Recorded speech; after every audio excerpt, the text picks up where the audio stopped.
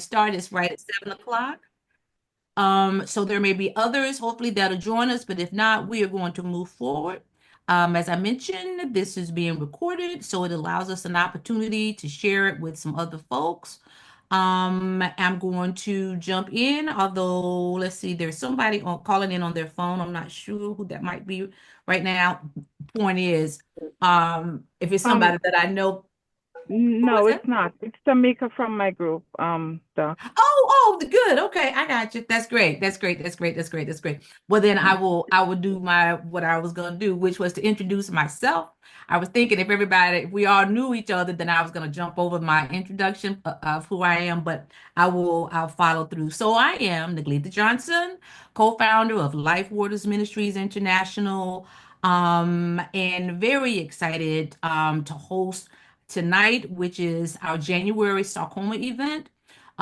In working with our Sarcoma Reach advisory team in 2024, we talked about doing something every month in the area of sarcoma. Too many people who don't know anything about it, never heard about it. Um, and so we want to help to correct that. So each month, we're going to pull away at some part of sarcoma to bring greater awareness. I want to also just real quickly recognize our board members. Jimmy Johnson, my husband, who is co-founder of Life Waters Ministries as well. He's also the CEO and president. Hardworking brother. I'm telling you, we over here burning up these computers all day long. And we also have Tacolia Reeves, who is with us, one of our board members, good friend. She's there in Greensboro, North Carolina. Okay. And I don't know if Lakeithia is with us, but also one of our board members. Um,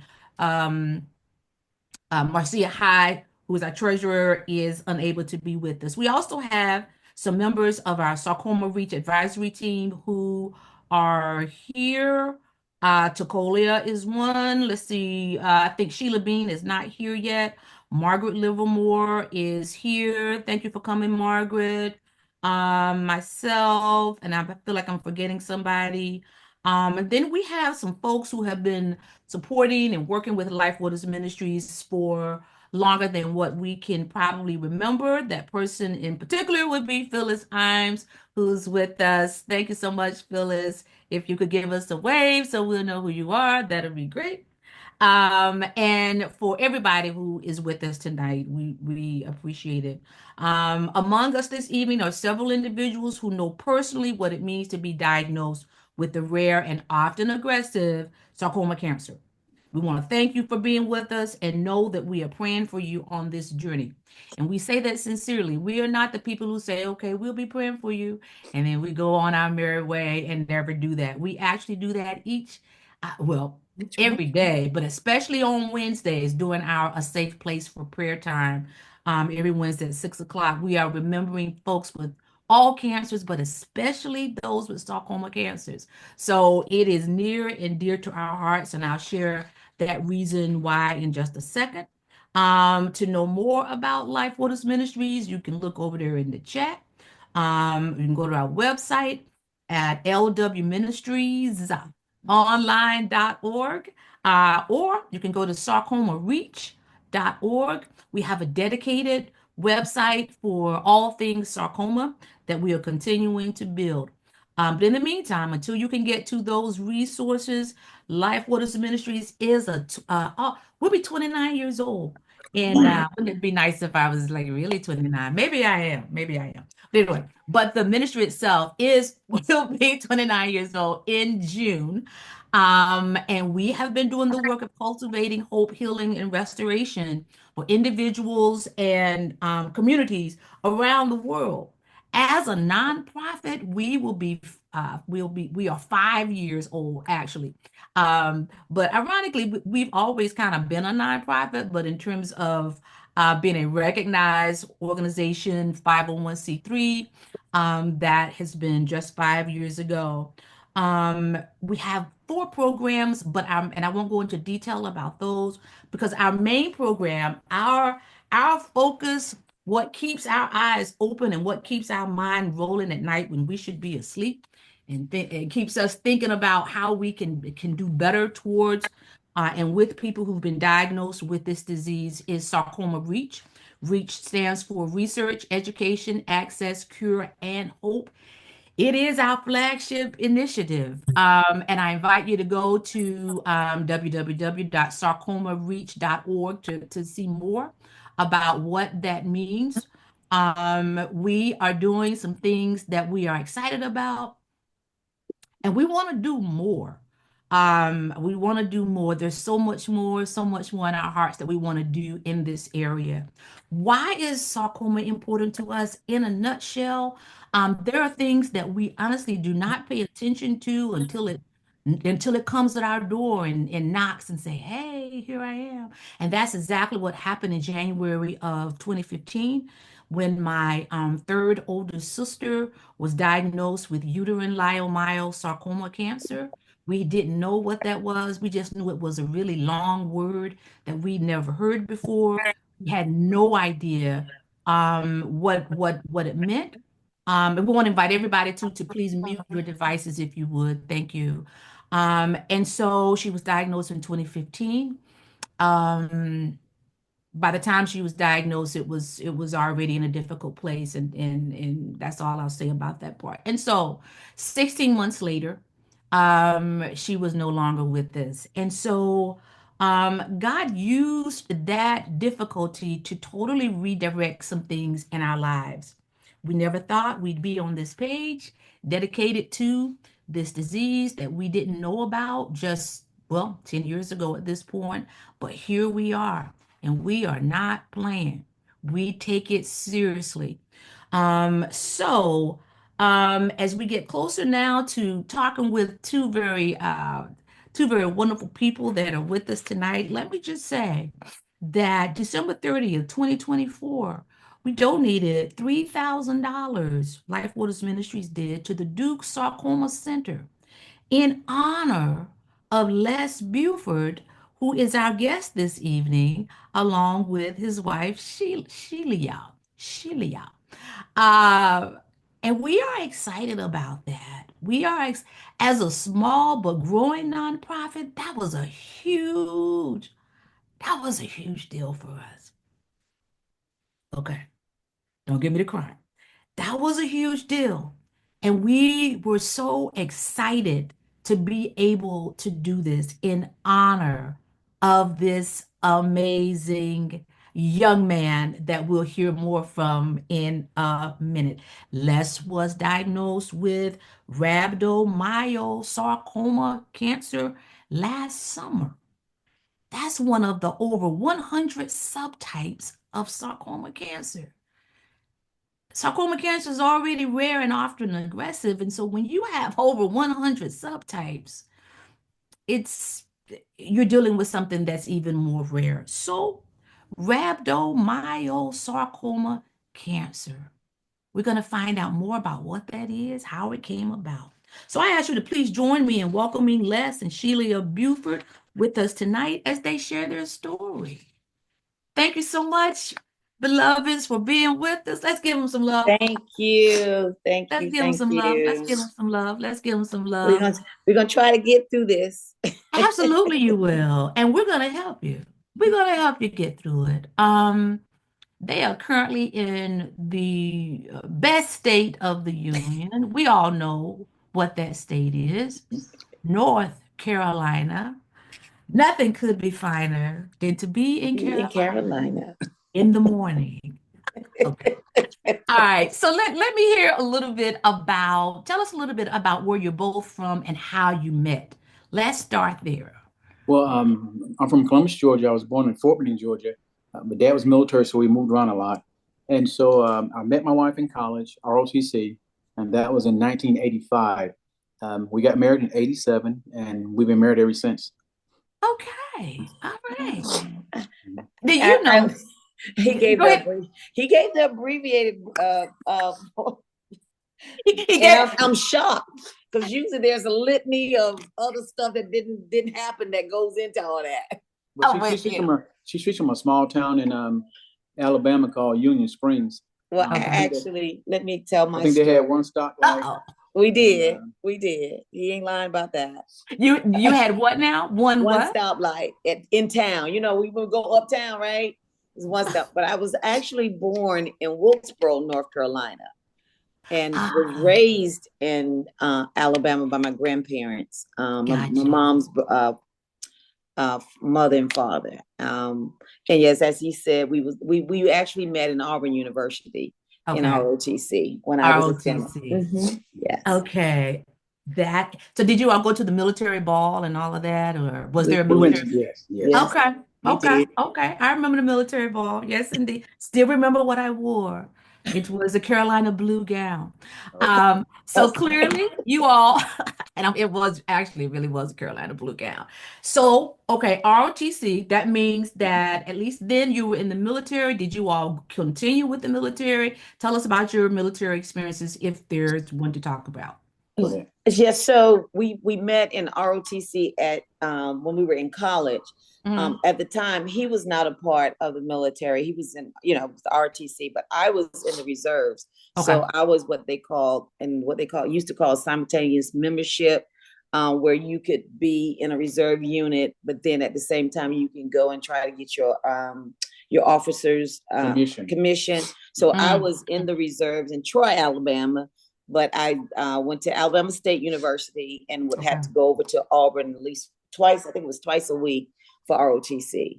So after he graduated, he was a couple of years ahead of me. So he Okay. graduated out of Auburn and went straight into the military. And I soon followed after once I got my degree. So yeah, Okay. and Okay. and I was we got married in 87. So yeah, by that time we both was kind of sort of, he was definitely in, and I had a year left in college. And Got when you. I graduated from college, I went on to active duty as well. And our life has been the military since 1987, I guess. Wow. Yeah, we both Wow. retired in, well, 2015, 2016. yeah, I retired in 2015. He retired in 2016. Uh-huh. Uh-huh. Where did some of your military travels take you? You can speak the overseas piece Well, that you I've been did. to the desert, and being that my dad was in the military, I went to high school in Germany, Mhm. and we all around the U.S., California, Mhm. Georgia, Texas. Kansas. So we traveled extensively. Okay, I'm trying to remember all of the places that, as a married couple with children, we were in Wisconsin. Wisconsin, Texas, Wisconsin. I got to do it in order.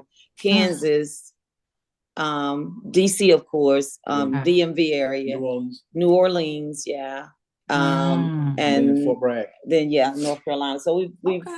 but then we've had some tours, short tours. Of course, he mentioned a desert. He went to both wars, if you can count Desert Storm as a war. Got you. But Got you. Desert Storm in Iraq, I was fortunate, not that they were unfortunate to have to go over there, but out of the Right. 31 years that I was in, I never had to deploy to any war zone.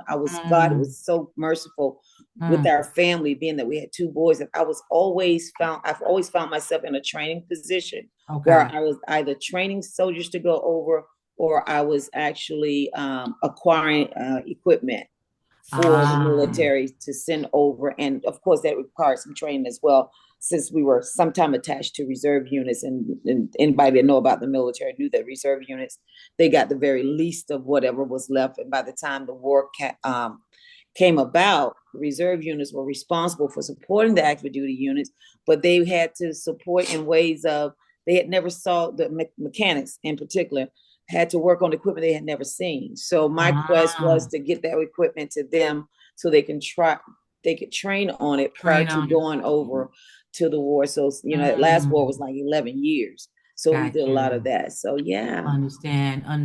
And you mentioned you have two boys. So yes. Okay. All right. How old are your kids now? 26 and 34.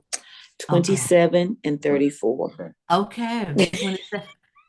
27-year-old is in the military. Yes, he Okay. is. All right. Very good. Very good. Very good. Very good. Very good. And so you're located there in North Carolina. Where in North Carolina are you? Angier. Okay, in Angier. Okay, all right, all right. So that's some good background. Gives us an idea of who you guys are, how long you've been married, some of your travels.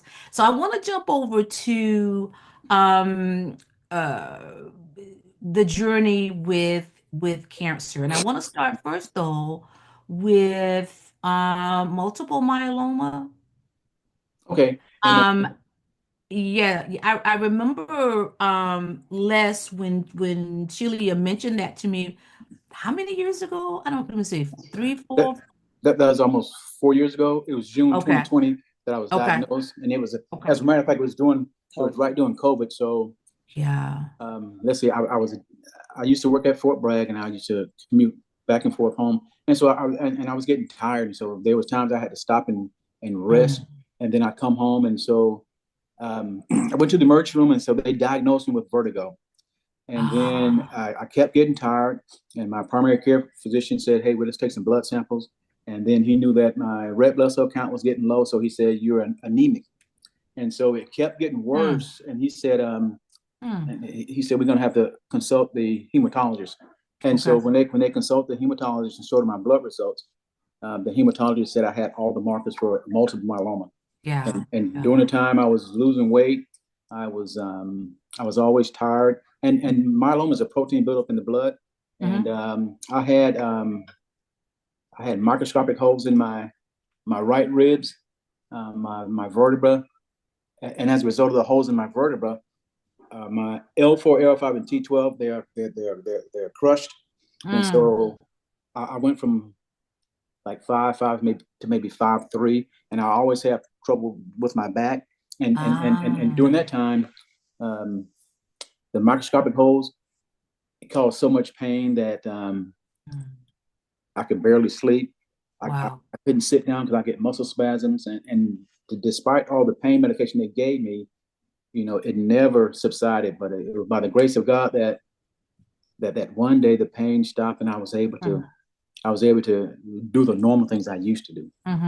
Mm-hmm. And Mm-hmm. so with taking all the medication in multiple myeloma, what you want to do, you want to get your numbers down. And my prayer was, God, because I do a monthly blood test, and my prayer was, God, get my numbers down where they are not, where they can't see any trace of multiple myeloma through a normal Mm. blood test, and that's where it's at now. So That's good. I do a monthly blood test with my hematologist oncologist, and he's always giving me good news. He said, "Your numbers are great. Your numbers are great." But I said that to say this: it all became complicated with the sarcoma because I was taking medication to keep those numbers down, and then with the sarcoma, they would give me other medication. So everything wasn't fixed as it was before. I understand. I understand. So the multiple myeloma piece kind of was in a desirable place, Yes, basically, where you were moving along with that. And exactly. so tell us then, when were you diagnosed with rhabdomyosarcoma? When did that come about? September 2024, I Okay. went to see my primary care physician, and I Mm-hmm. ran track in college, so I knew what a pull muscle was. And Mm. so I was rubbing my thigh, and I got a granddaughter, and she's always stepping on my thigh and jumping on it. And Mm-hmm. so I said, this doesn't feel good, and it was about the size of a quarter. Mm. It was real soft, and then so my primary care physician said, okay, we're gonna do an MRI, we're gonna do a CAT, we're gonna do all the normal Mm-hmm. tests to Mm-hmm. make sure Mm-hmm. that it was. And so they did all that, and it came back as sometimes you don't understand what they're saying. So I made sure that my primary care physician explained it to me like I was a second grader, and then he Mm-hmm. said, well, it can be malignant, it's soft tissue, and so they ended up doing a biopsy, and they sent it off to it's a joint facility in DC, and then when it came back, they said it was Mm. myeloma. Not Mm. myeloma, No, it was The sarcoma. It sarcoma. was No, I sarcoma, hear you. and the kind I had was very aggressive. The kind I had was very aggressive, and Mm-hmm. um, what else?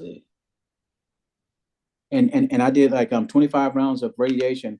Now the first week of radiation was good, but the second week I started losing weight. I didn't want to. Mm. It was painful. Mm. It was real painful, and I Mm-hmm. mentioned that to them, and I take so many medications. I'm the kind of person that don't want to take a lot of medication. So the Yeah. oxycodone they gave me, I take it one time, and then I say, I don't want to live like a Right. zombie Right. because I wanted to be alert. But Right. Right. you can ask my wife. When I go to the doctor, I make sure they explain in layman's terms what's going on, Mm. Mm. and not to use these these big scientific words to where I'm walking out and saying, now, what did he just say? I make sure I understand everything that's going on and what I need to do next. Understand. Were there any other symptoms other than that full muscle feeling and that place you felt? You said Oh, that yes. like about the size of a quarter. Yeah, I think it got to the size of a baseball. It got to the size of a baseball, and at night it would hurt, and so it's swelling. yeah, it was swollen. It looked it looked like a deformed thigh, but I made sure they knew all about that, and so I talked with a radiation oncologist, and they said, well, we need to do this, and at first he said we need to do 25 sessions. I said, why 25? And he said statistically that was the lowest that they would do. They could do more, but 25 was like the standard deviation for. I got you. And so, but I'm always asking questions. I said, why 25? Why not 12? And then he'll start talking about the studies that were done. And so I said, okay. So okay. So we ended up going from there. Did it take a long time for them to finally determine that it was rhabdomyosarcoma? No. What happened is once they took the biopsy, they sent it to the Joint Center in DC, and they got a response back real quick, and they said this is what it is. It's very aggressive, and we need to make sure that we hurry up and get this done before it gets to your lungs. And so I just had a lung CT yesterday, and my lungs are clear. Good. And so currently, right now, the surgeon said, "Hey, we got it all. Yeah. We got it all, but now we're looking at the follow-on treatment." And so I'm with a sarcoma specialist, Dr. Z. She is a physician at Duke, and she said the follow-up is either chemo or radiation, but she said right now she don't recommend the radiation. And because they took a lot of my thigh off, when they closed it up, they were saying statistically maybe 14% of the people, the wound doesn't heal. Although the wound may look like it's healing, it'll open back up, and he was telling you have to come to the wound therapy, and they'll pack it, but thank God that hadn't happened to me. Amen. My wound is looking good, and it's itchy, but and my team, which is a surgeon, physical therapy, and the oncologist, hematology oncologist, they work together to make sure that and also the doctor of pharmacy, to make sure that the medication is working like it should, to making sure that the receptors for myeloma is not interrupted with the receptors for the sarcoma. For the sarcoma, yes, yeah. Yes. And so currently I got they'll see me every 3 months. Okay. But what I want to say is that I wouldn't have known I had sarcoma if I hadn't been, and this may sound funny, playing on my body. I was just playing on my leg, and I found something that wasn't there before. So, I'll tell everybody, don't be ashamed to touch yourself under your arms, or and I'm gonna even go on a wild say for women for your breast, because if you see a lump and you don't report it, that may be the genesis for life or death. So absolutely, and I tell people, just talk to the doctor, and also I tell them, since we are seen by the VA, God is good. Our healthcare is free, and I think when I had multiple myeloma, I was taking corfizimab, which is like $10,000 a pop, and I take that intravenously, and so I'll tell people, don't stop until you get to what you want to get. You want to make sure that they give you all the type of testing that they can do, and but I learned that Medicare would disapprove some treatments. You said would disapprove? Yes. Well, but because I have a friend who has multiple myeloma, and he said the treatment that the doctor suggested cost too much, and Medicare wouldn't approve that, so they approved the less cost-effective, treatment for him. And so again, that's why I thank God that I can go to the VA. Wow. And they would do all the testing that they can do in conjunction with Duke. Understand. Yeah. Well, you have, I'm sorry, you going to say something, Shelia? Yeah, I was just wanting to say that throughout the multiple myeloma and then the sarcoma piece of it, what part he didn't say about the multiple myeloma, the treatment for that is what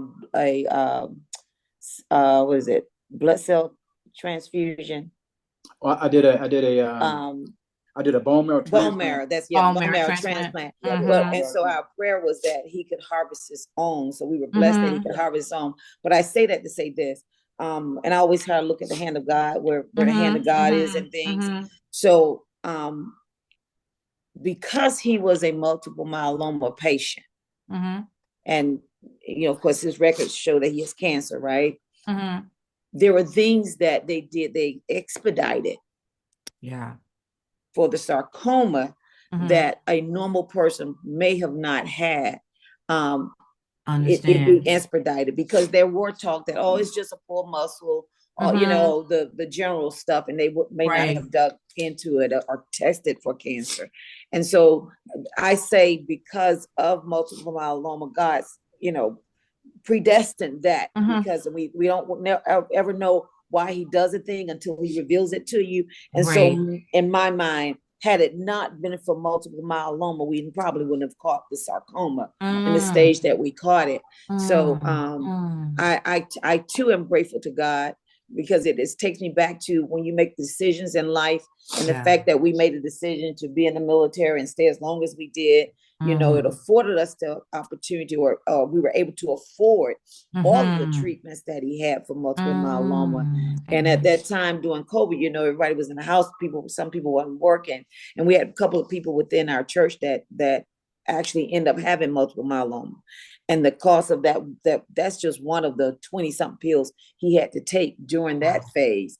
That cost over thousands and thousands of dollars. And one of our friends, she had the point where she had to keep going back to her medical, her insurance, to try to get them to lower it. And we found things out that, in pharmacy, Great Pharma, they do have a program that does pay for this for some people, but you don't know what you don't know.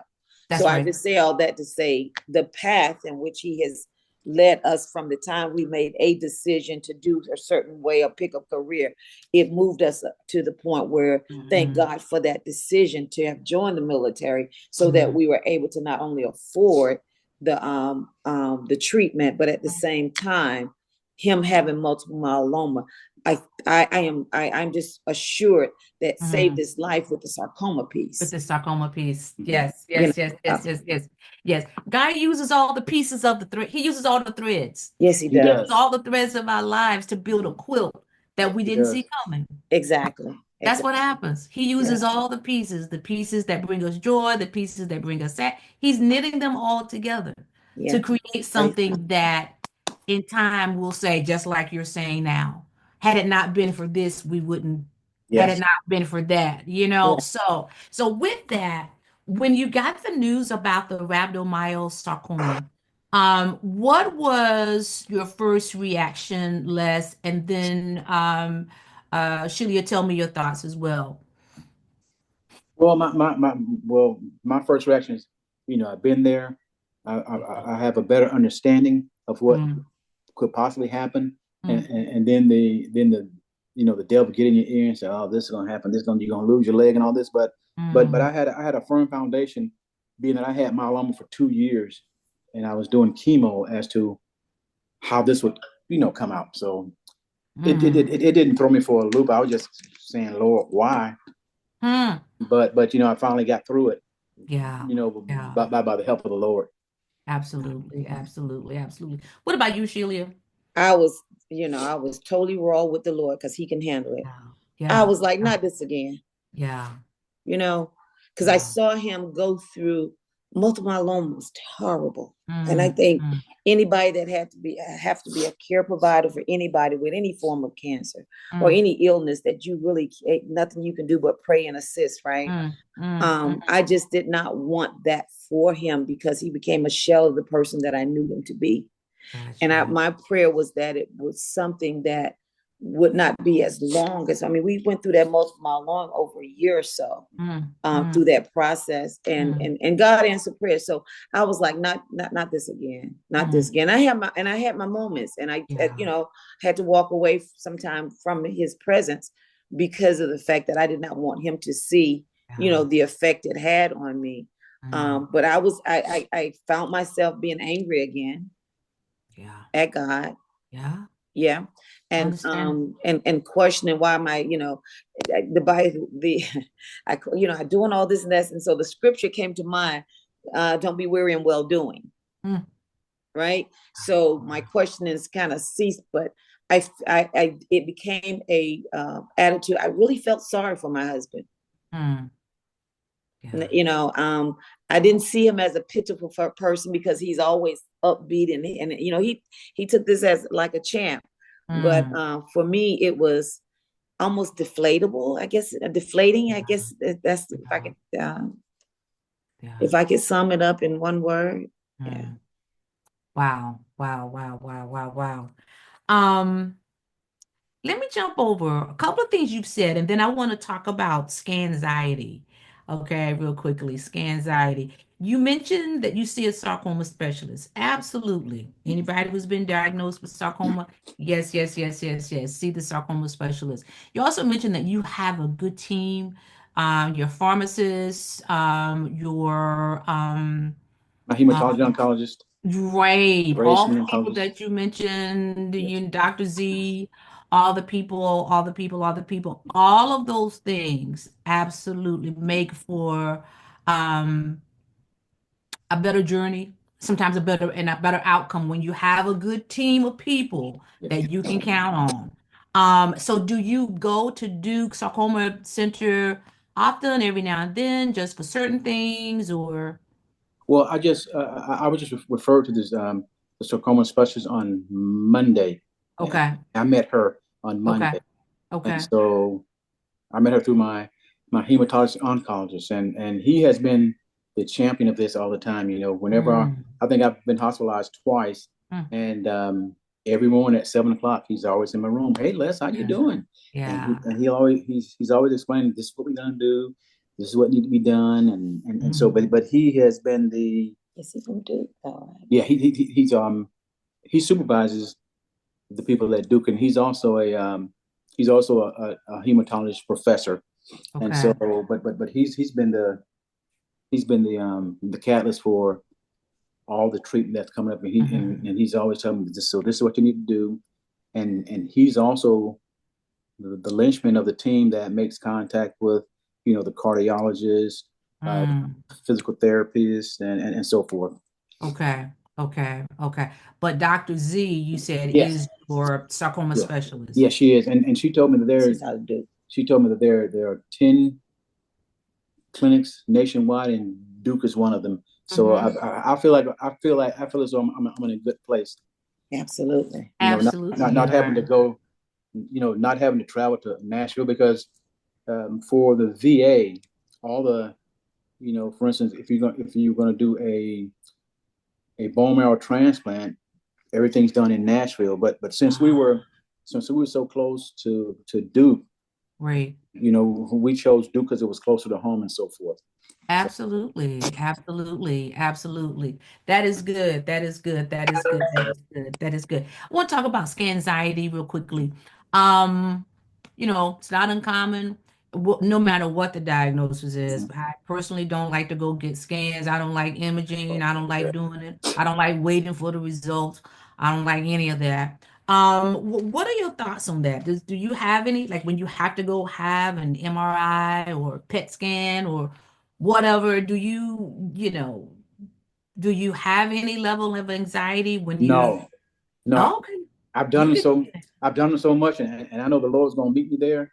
Yeah. And he's already prepared the place. And see, I have because of the chemo, my veins have recessed, and so it's hard to get a blood sample. So I have a port, and so whenever I go to either the emergency room or go to a doctor's office and they have to take blood, I said I'll let them know up front. I said, you're not going to stick me 5 or 6 times. I said, you're going to utilize my port, and you'll be amazed at how many nurses don't know how to access a port. And so and what they end up doing is calling. There are 2 people at the VA that can access a port, and so they'll come out and access a port for me. But you know, whenever I get a CT with contrast, I think I got one. It may have been like 7:30 at night, and 2 females down there, neither one of the nurses, and they're sticking. And they said, "Sir, you may have to come back tomorrow morning." I said, "Well," I said, you know, let's just go ahead and try." And so they put me in the machine, and as I was relaxed, they end up getting a line in me. Okay. And, but I used to be kind of scared, but now I go in there and say, "Lord, I know," and I always said, "Lord, I don't know how, but I know you're going to come through," and He always come through. He always comes through. That's good. That's good. That's good. That's good. That's good. Okay, I want to talk about what's been the most difficult part of the journey so far with rhabdomyosarcoma. Well, with me, I want to get up. You know, I get up about 4:35. Then my time with the Lord. Then I'll fix breakfast, and then I'll go get my granddaughter and feed her. But for me, it's just I'm the kind of person I want to be doing something. And my wife, she sleeps till late. She don't get up early with me, and I'm thinking, we're not in the military anymore. There's no need to get up early. I'm down here with the coffee, just looking at the paint on the wall. I said, you know, if you get up early, we can be doing something. But it's just for me, and she likes to go. But I'm the kind of person that like to stay home.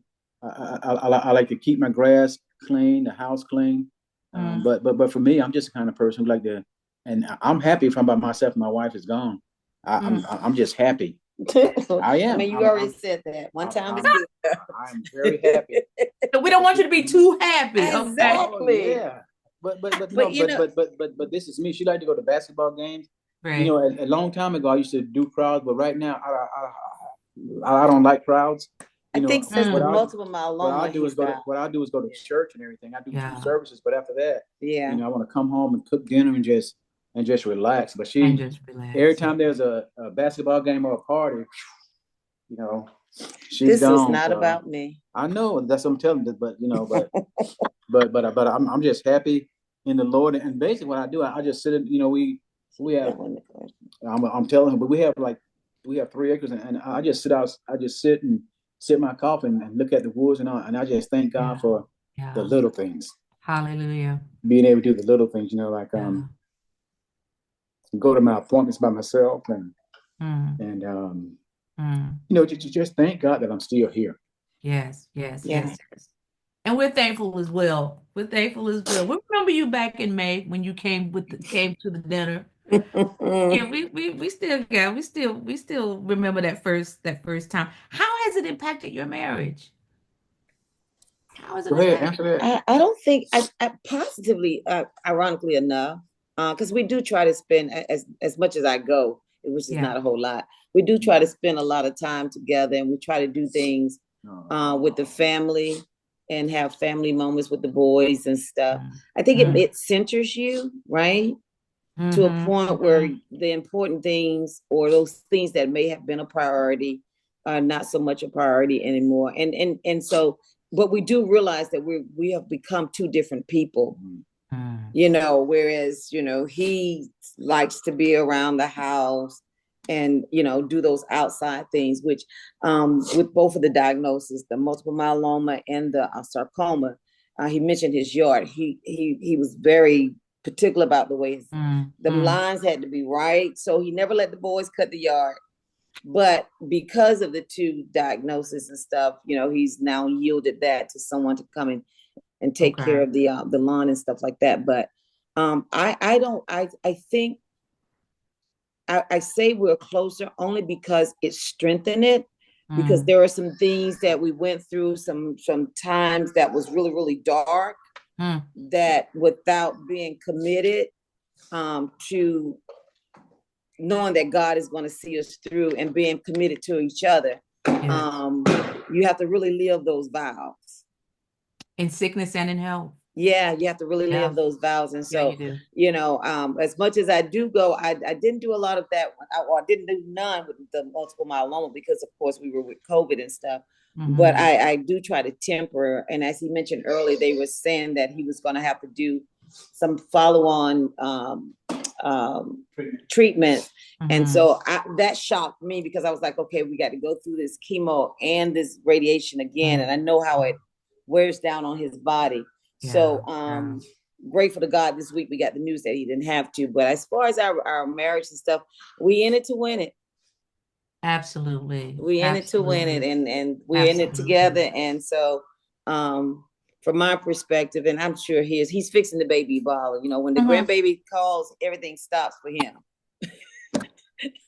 I know I'm on a Zoom call doing an interview, but I'm gonna leave and go get my baby her bottle. That's all right. So he's like, I got my priorities straight. It's all right. It's all right. She knows it. It's all right. But yeah, I think it strengthened it. I think he would agree as well that it did. I mean, it tested it, you know, like with any challenge, right? Absolutely. It definitely tested it, the bond, to see how secure, you know, that bond was. Because when all else has failed, sometimes it was just he and I. Got you. You know. Got you. Yeah. Got you. Understand. Just got two more questions. I have something to say. Stop kicking me. Leslie, stop. Now, what she does now, Jimmy, she watches Dateline. And I'm thinking, what you watching Dateline for? So when I sleep, I gotta sleep with one eye open because I don't know, you know. I watch Dateline because I want to know what all the crazy some ideas from Dateline. No. I love Dateline, and I said, why you watch that? And so every night when I go to sleep, I got to sleep with one eye open. With one eye open, just in case. I know Dateline is good. Dateline is good. That's my Friday 9 o'clock thing. Let me tell you. Last two questions. Who and what and who is your lifeline on this journey? Like, who would you say is your lifeline? What is that thing and what is your lifeline? What is that you do to kind of keep you focused? You know, just keep you kind of in a good place. Well, for me, it's just speaking life. You know, I'm a deacon, and I learned that oftentimes, you know, in the Bible it said Jesus couldn't do miracles in his own hometown because people didn't believe. And so I tell people, you just got to believe. And I've gone through so much that any appointment or anything that come up, I believe the positive. I don't let the enemy come in there and say, hey, this is what's going to happen. You know, I said, Satan, you're a liar. But I keep going on, and I think this is with anything in life. I always look at the positive aspect, because if I speak it, then I know the Lord's going to fulfill it. There you go. All right. Okay. So part of your lifeline is your faith. Yes, my faith. Speaking life. Yes. I'm with you. I got you. What about you, Shelia? I would add to that my people that I really call my friend, you know, and many of you are here online. And I will tell you, when you and Jimmy text me one day, it's people like yourself, my lifeline, right? But Jimmy texted me one day, and he ended the text with, and when you want to cry, just go ahead and cry, something like that. Yeah. And immediately, the floodgates, because that I needed that release, but I think I needed that permission. Not saying that God didn't give it, but I needed that permission from someone who I knew had my best interest and Leslie's best interest and was praying for us. So it's my praying community. You know, and through life, I've learned you can't just ask anybody to pray for you or with you, right? You have to be particular in who that. And so I would say people like yourselves, that little close-knit group that I have. It's not a big community. It's a small group, but it's people like yourselves and people that walk up to me and they'll ask about him, but they'll say, "But how are you?" Absolutely. Understanding that, yes, he has the physical fight, but the both of us has this mental fight. That's right. That we have to get through. So besides my faith is those people that God has, again, ordained to be in my life. for what we Absolutely. thought was a purpose. And we talked about this in Italy. We don't know why God put us all together, never That's knowing right. that coming back, Right. this was going to happen. And I Yeah. needed my Italy team to be there for me. So Absolutely. yeah. Absolutely. We just never know. Like we think that God is doing one thing for one reason, but he's like, no, I got something else in mind. You know, Yeah. I'll always go back to 2018 when we were in Charlotte singing I Yeah. Carry the Light. I carried a You know, light. what was that? 7 years ago. Yeah.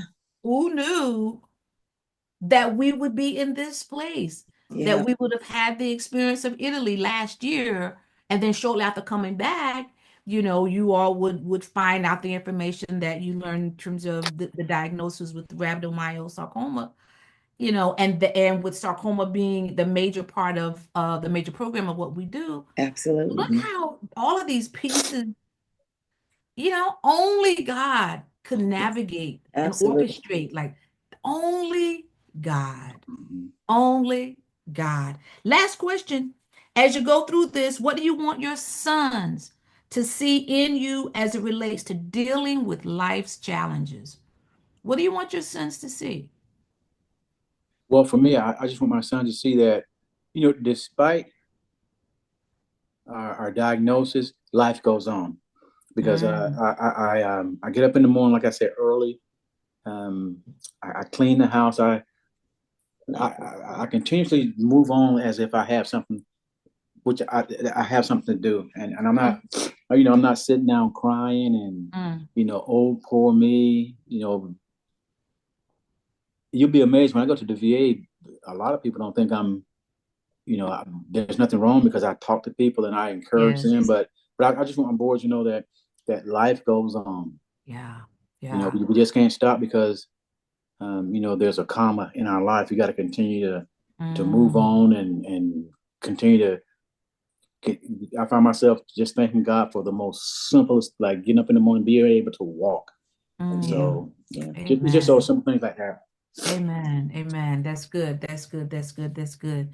Someone gave me, you probably can't see what this is. Let me see. Wait a minute. I'm terrible with. Can you all see what this is? Does It's a anybody know what plastic this is? bag. But do you see can you see the It's something inside it. It's like it's gold. okay.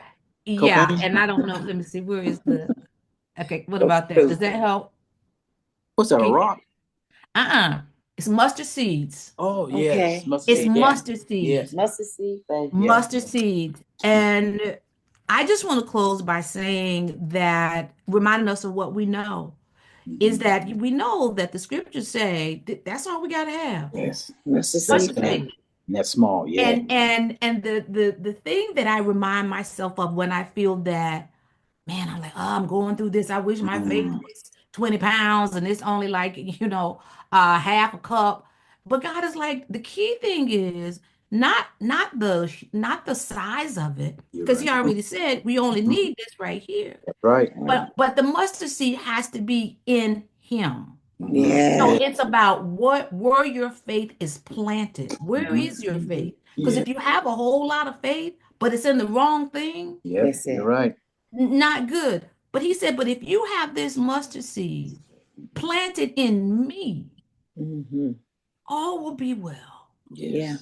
So I say to you, to everybody that's here on the Zoom, and to myself, when as we go through and try to navigate all of the different things that we're facing, whatever the challenge might be, if we take that mustard seed and put it with all due force into Christ Himself, Yes, Lord.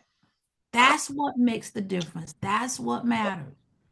So sometimes we look at people and they have like, we feel like, oh, they got big faith. They got big faith. And I don't know how we go around measuring people's faith anywhere. I don't really know how that works. But what I know and what gets me through is as long as I got that one mustard seed and it's sown in Him, not in the people around me, not what other people are telling me, Right. not in anything that I can do myself. But if I take that mustard seed, sow it in Him, what I will reap will blow my mind. Yes, exactly. Absolutely. Mm-hmm. So I stop right there. I thank you all so much. It's 7:50. I don't Thank even know you. what time went. Oh my gosh. Went by I didn't know it fast. was 7:50. Thank you all so much. Thank We you. love you. Listen, we know it's not easy coming on and telling, a story about a journey such as this. It's not easy. And we know you could have said no for many reasons that would have been very legitimate. But we thank you both for Thank you. coming and for encouraging our hearts. Yeah. I thank As you and your board for what you all do. You never Yes. know. You will never know how many people you've reached, you've touched just by yourselves. It's a small group of you, but you guys are doing mighty work. Exactly. And so as a part of, I always say I'm part of Life Waters Ministry anyway. and you are. And Yes, the you water are. keeps going, right? So Yes, it does. I just love what you do, and God brought us to it so that He could see us through it, but so we can make an impact. And so His story, as He told it tonight, He tells it often. Yeah. So and I know it helps somebody. If nothing else, it helps those other patients that are at the VA. That may be going through similar situations or maybe diagnosed with something else, but that faith that he talks about, the strength, I always say his strength is in his ability to endure. So, so I appreciate all of you. I appreciate every one of you, those that are on the call and those that are not. What you do is actually magnified throughout those lives of people that you are reaching. So thank you guys for the opportunity. Yeah. Thank you so much. We love you guys. We love will y'all continue too. to pray. Thank Join us you. on Wednesday mornings if you can, 6 o'clock. Yeah, Absolutely. it's the same time as our church one. So yeah, we'll alternate. Got you. I'm with you. I'm with you. Yeah. I'm with you. I'm with you. I'm with you. I'm with you. But Listen, thanks so much. I don't see any questions in the chat. So we're going to close out. I want to thank everybody who joined. I know that it is Wednesday, and you could have been getting a head start on Chicago Wednesday. Oh yeah. We are all about Chicago PD, Yes. Chicago Med, and Chicago Fire. Yeah. Yeah. Well, thank And you. we watch all the reruns as well. Yeah. Shelia, you be safe over there in Kenya now. Thank you. Make sure you come back. Yeah. So what? I said, make sure you come back. I'm definitely, look, that is my plan. They always tell you that it's easy to go into those countries of people that look like you, but it's hard to come out. And when we had that experience in Haiti, I was like, oh, that's a true statement. But I know God is, right? And absolutely. I'm there for a mission, and He's going to have us all to do it. And I'm going to come back changed. So that's what mission work is about. And we've talked about it many times. Naglithia, about the mission and stuff. And so God has called us all to go and do that amongst this world. So thank you again for the invite, and love you guys. I love you too. Thanks so much. Take care. Bye-bye.